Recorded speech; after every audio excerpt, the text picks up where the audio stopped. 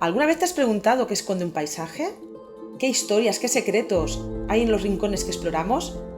Bueno, pues esto es lo que busca el análisis del paisaje como tal, es lo que vamos a trabajar.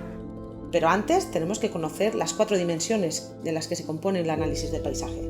Vamos a imaginarnos que estamos en la Toscana italiana, un paisaje bucólico.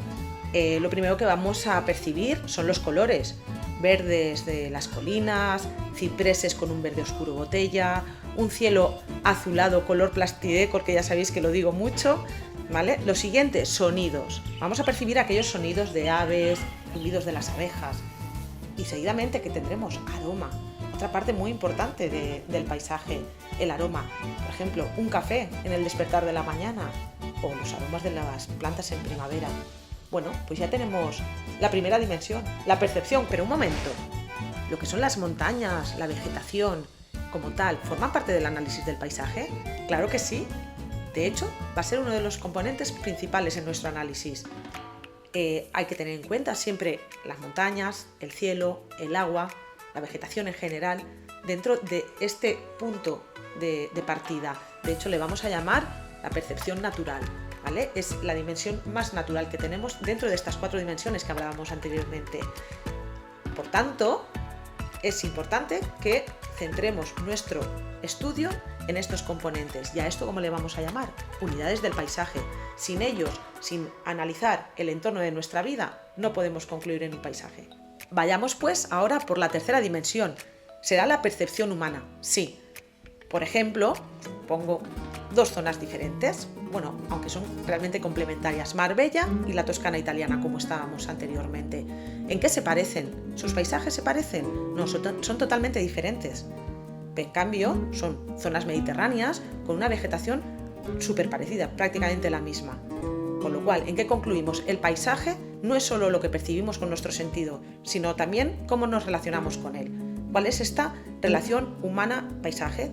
¿Vale? ¿Os acordáis? Paisanaje y paisaje, el paisajismo. ¿Ok? ¿Vale?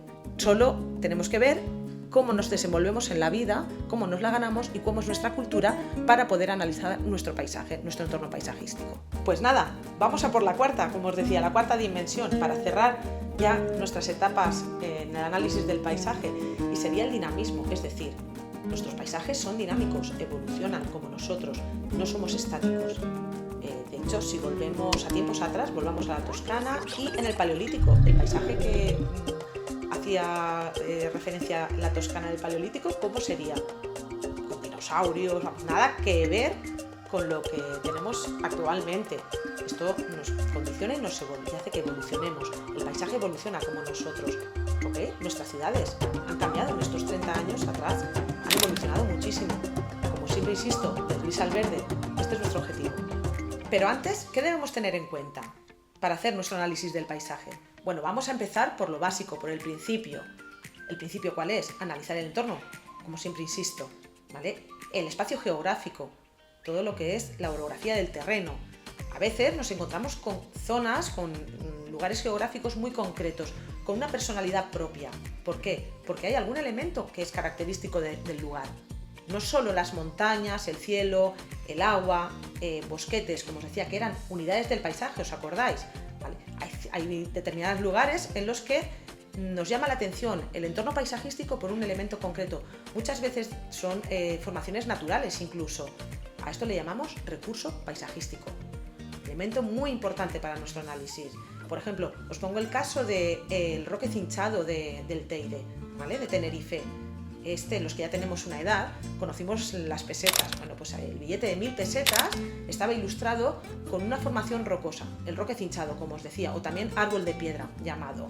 Esto es una formación propia de ese entorno, única, y fue un recurso paisajístico nacional para nuestros billetes de 1000 pesetas. Así que otro concepto nuevo.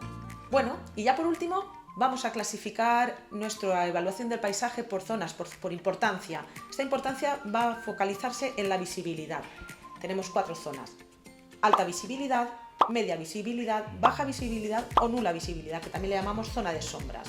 Estos van a ser una de las premisas más importantes para hacer la evaluación del paisaje, nuestro análisis de paisaje, como os comentaba. Además, También cada recurso paisajístico, acordaros, y cada unidad del paisaje, acordaros también, se va a evaluar en función de la calidad paisajística, del uso u opinión de la gente o personas usuarios que hagan uso de este entorno y de la visibilidad, como acabo de explicar. Así que estamos preparados para empezar nuestro análisis de Oporto. Ahora vamos a identificar los recursos paisajísticos. ¿Os acordáis que también lo hemos hablado anteriormente? ¿Vale? ¿Qué entenderíamos en esta imagen como recurso paisajístico? Pues para mí, perfectamente serían las barcas. Son únicas en Oporto. El Palacio Episcopal de Oporto, uno de los edificios más grandes y blancos de la colina. Y la zona comercial del puerto. Se ve muy poquito en la imagen, pero podemos extraer consulta de documentos externos y veréis toda la importancia social que tiene. La siguiente etapa que tenemos que estudiar es la evolución del paisaje, como os he hablado, que sería nuestra cuarta dimensión que hablábamos anteriormente.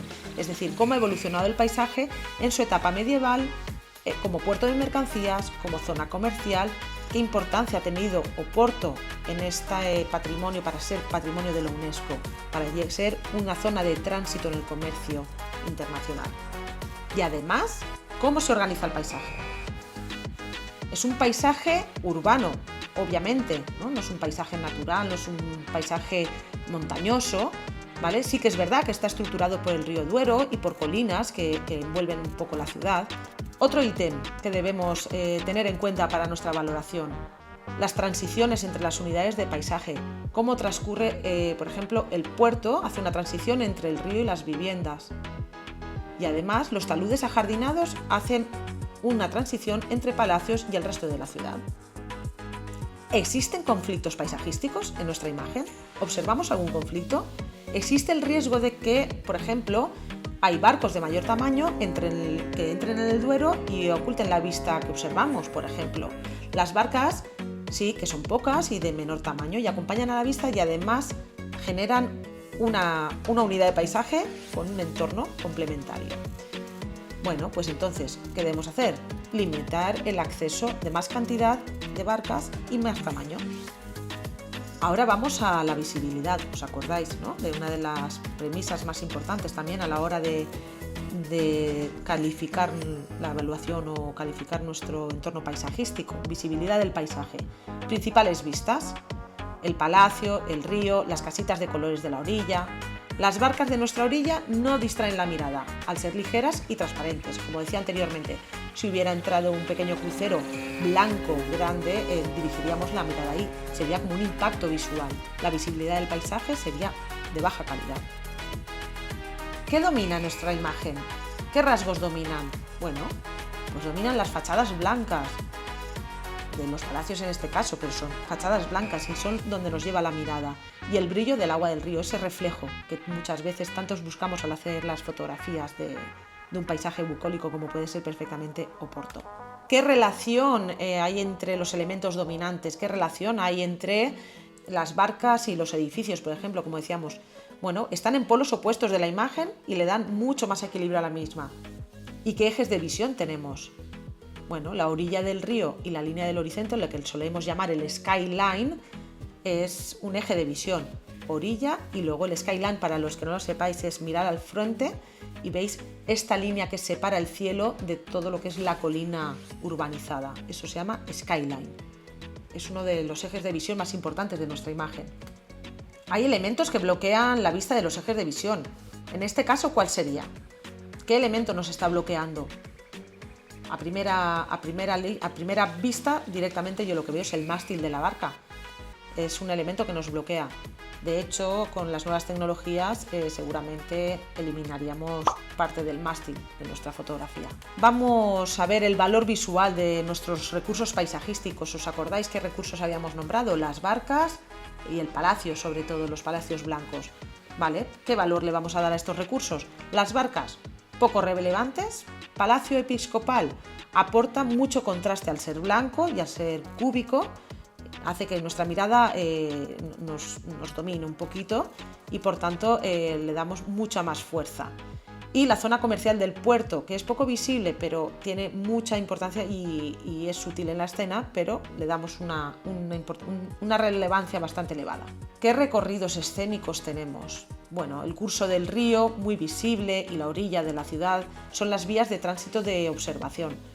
Es decir, al final, quien domina la imagen o el entorno paisajístico que tenemos aquí es un recorrido a través del río, esto no hay duda.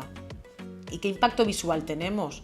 Normalmente los impactos visuales y los impactos medioambientales se dirigen a la negatividad, ¿vale?, del entorno, a la negatividad existente.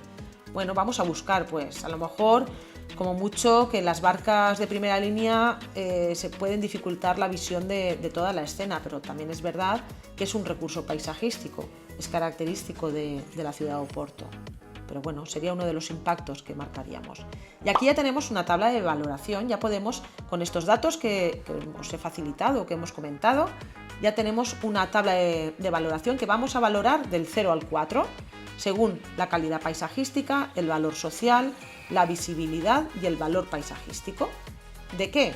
De nuestras unidades del paisaje, del río, de las viviendas y de la colina. ¿Vale? Luego haremos lo mismo con los recursos paisajísticos, también evaluando del 0 al 4 su calidad paisajística, su valor social, su visibilidad y el valor paisajístico general, que será la media. ¿Ok? ¿Cuáles serán nuestros recursos paisajísticos? Las barcas, el palacio y la zona comercial. Pues ahora, ¿qué medidas y acciones necesarias hemos de cumplir para nuestros objetivos de calidad? ¿Qué propuestas vamos a dar para que tenga una calidad paisajística, dar una evaluación de nuestro entorno paisajístico del puerto de Oporto? Deberíamos limitar el tráfico de las barcas para no tapar esta estampa, como hablábamos anteriormente, ni el skyline de la colina. Conservar la calidad de las edificaciones, una conservación y un mantenimiento del entorno urbanístico. Prohibir construcciones de otros estilos, por supuesto.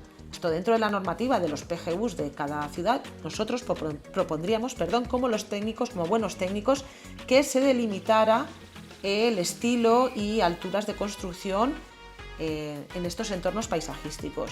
Y sobre todo conservar espacios verdes en la colina, porque al final se nos va a quedar todo una colina totalmente urbanizada. Y bueno, hasta aquí el análisis como tal.